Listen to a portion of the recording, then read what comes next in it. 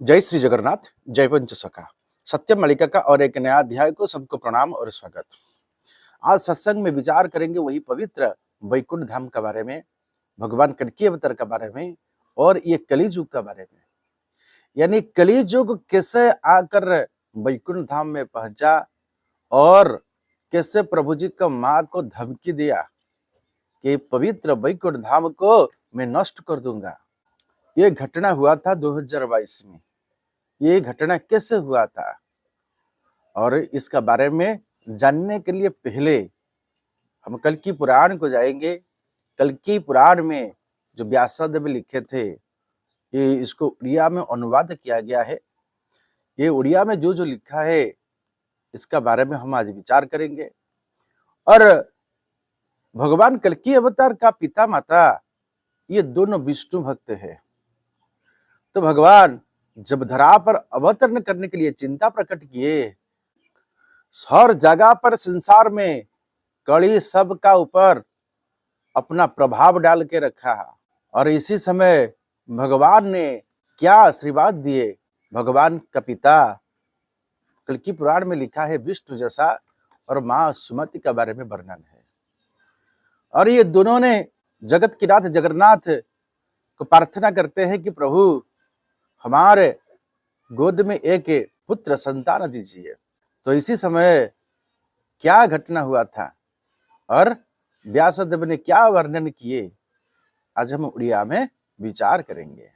और प्रभु बोलते हैं, सारा ब्रह्मांड जे भ्रमी भ्रमी मुआ इली कौन सिठारे टिकिए स्थान न पाइली। अति सुंदर भाव में भगवान बोलते हैं कि ये सारा ब्रह्मांड को मैं घूम कर आया, परंतु ऐसा पवित्र स्थान कहां पर मुझे नहीं मिला। कौन सा पवित्र स्थान? ना दुष्ट कली सब उठारे काया विस्तारिछि अज्ञान पाप पंकरे सभिंकु उठे लीची। और भगवान बोलते हैं ये दुष्ट कली हर जगह पर अपना काया को विस्तार करके रखा है और अज्ञान पाप में ये संसार डूबा है।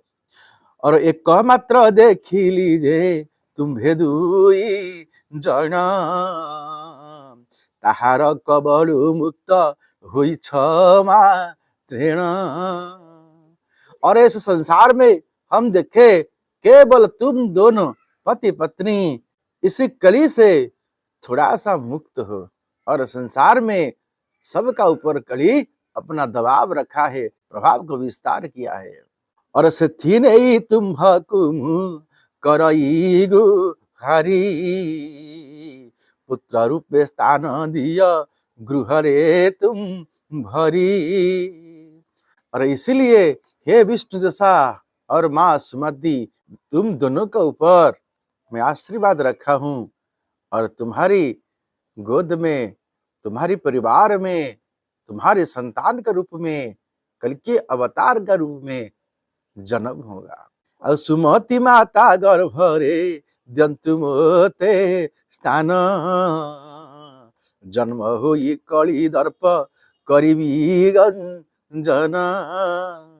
और सुमति का गर्भ में जन्म होकर एक कली का दर्प को मैं गंजल करूंगा, नष्ट करूंगा। इतना गुहारी करते हैं भगवान श्री विष्णु जैसा ब्राह्मण को। और उसका बाद क्या हुआ? ये परिकहीन प्रभु कमलार मन ज्योति रूपे प्रवेशिले सुमति गर्भेण। और ऐसे बोल के प्रभु ने ज्योति रूप को धारण करके माँ सुमति का गर्भ में प्रवेश हुए। कितना सुंदर बात को व्यासदेव ने अपना कल्कि पुराण में वर्णन किए। ये है उड़िया का अनुवाद। और ऐसे घटना होने का बाद भगवान कल्कि देव धरा पर अवतरण हुए। और भगवान जब कल्कि धरा पर अवतरण हुए संबल नगर में, इसका बाद धवलगिरी में गए। धवलगिरी का बाद खंडगिरी में लीला रचाए। पर खंडगिरी का लीला भी ऐसा है अपना स्थान को भी छोड़कर जाना पड़ा और ये पवित्र खंडगिरी वैकुंठ धाम जहां पर प्रभु जी का निवास था, इस स्थान भी नष्ट हो गया। तो क्यों नष्ट हुआ, ये सबसे बड़ा बात है। एक दिन का घटना, 2022 का घटना। इसी दिन हम प्रभु जी को पूजा करने के लिए तैयार किए थे और सुबह सुबह प्रभु जी का माँ सोए थे और उनका चित्कार आया और ये रोने लगे। और इसी समय प्रभु जी का पिता तुरंत माँ का पास गए और पूछे क्या हुआ। और माँ ने एक विस्मय बात बोले, कोई एक बड़ा लोग आया था जो बोल रहा था मैं तुमको रखूंगा नहीं, मैं तुमको मार दूंगा, ये धाम को नष्ट कर दूंगा, ऐसे ऐसे बहुत सारा धमकी दे रहा था। और फिर कुछ देर का बाद आंखें बंद कर दी। फिर ऐसा नजर में आया और देखे माँ ने अपना वस्त्र को नष्ट कर रहे देखे और उनका जो किचन था, इस किचन में घुसकर जितना भी बर्तन था, इस बर्तन को सब फेंका और बोला मैं कुछ नहीं रखूंगा, सब नष्ट कर दूंगा, किसी को नहीं रखूंगा। ऐसे बहुत बार धमकी दिया। तो इसी समय पिताजी ने क्या किए, प्रभु जी को बुलाए, प्रभु आप आज स्कूल को मत जाइए। प्रभु सत्संग का बाद स्कूल जाते थे। तो प्रभु ने बोले ठीक है, परंतु ये देखने के लिए मिला कि प्रभु जी थोड़ा अवॉइड किए, माँ का पास किए, परंतु फिर आकर अपना रूम में बैठे और विश्राम लिए। और इसी समय हम सत्संग का तैयारी किए थे, नाम कीर्तन खत्म हो चुका था, खाली प्रभु जी का पूजा होने वाला था और उसके बाद प्रभु जी को स्कूल जाना था। प्रभु जी इस दिन स्कूल नहीं गए। फिर 1 घंटा लेट में प्रभु जी का पूजा हुआ और इसी समय ये दास प्रभु जी का चरण का पूजा कर रहा था। तो पूजा खत्म होने के बाद हम माँ को जाकर पूछे, ये माँ ये क्या घटना है। तो माँ ने बोले, जब मैं आंख बंद कर देता हूं तो एक विशाल बड़ा लोग, काला काला लोग रंग है, ये आ जाता है और अपने सीने को ऐसे ऐसे मारता है और बोलता है मैं छोड़ूंगा नहीं। और हमने पूछे क्या माँ इसका रूप कैसा है, ना ये एक राक्षस जैसा रूप है, पहाड़ जैसा शरीर को धारण किए है, बहुत ऊंचाई है। और हम बोले उसका शरीर से कोई दुर्गंध आ रहा था क्या। माँ ने बोले हाँ, उसका शरीर से बहुत दुर्गंध आ रहा था। तो हमने पूछे माँ ये और कोई नहीं है, ये है कली, क्योंकि कली का बड़ा शत्रु है माँ। क्यों, क्योंकि उनका जो बैरी है, उनका जो शत्रु है कौन है, भगवान विष्णु यानी कल्कि देव। उनको जो धारण किए हैं, जो जन्म दिए हैं, वो तो सबसे बड़ा शत्रु है ना। प्रभु जी को स्पर्श नहीं कर पाएगा, परंतु माँ को बार बार ये आता था, दिखाई दे रहा था कि ऐसे होने के लिए। फिर जो जो घटना हुआ उसमें वही कली का स्वरूप का बारे में व्यास ने सुंदर भाव में वर्णन किए हैं, जिसका उड़िया अनुवाद हुआ है। क्या लिखे है, ना अति पराक्रमी से ही कली जे अटई, रूप गुणे त्रिपुरेता के समान नहीं। ये कली का इतना पराक्रमी है, सर्वश्रेष्ठ शक्तिमान है और पर्वत जैसा शरीर को धारण किया है। पर्वत परि शरीर दिशे कृष्ण वर्ण, तैड़े जिन्हे अंग करिची मर्दन। कृष्ण रंग यानी काला शरीर है, पर्वत जैसा बड़ा है और पूरा चिकन काला है, जैसे तेल मालिश हुआ है ऐसे शरीर को रखा है। और काक परि उदर जे तार शोभा पाई, कराल चक्र पराए नयन लाई। और कौआ जैसे उदर है इसका है, और कुराल चक्र पराए नयने बुलाई। ये कुराल चक्र जैसे आंख है, ये बड़ा बड़ा आंख को इधर उधर बाएं दाएं करके घुमाते हैं। इतना बड़ा क्रोधी, अहंकारी और योद्धा है कली। और क्या कर रहा था? और नीला वर्ण जिह्वा से लहलह रही, पच्चा गन्ध ता देहरु बाहर आई।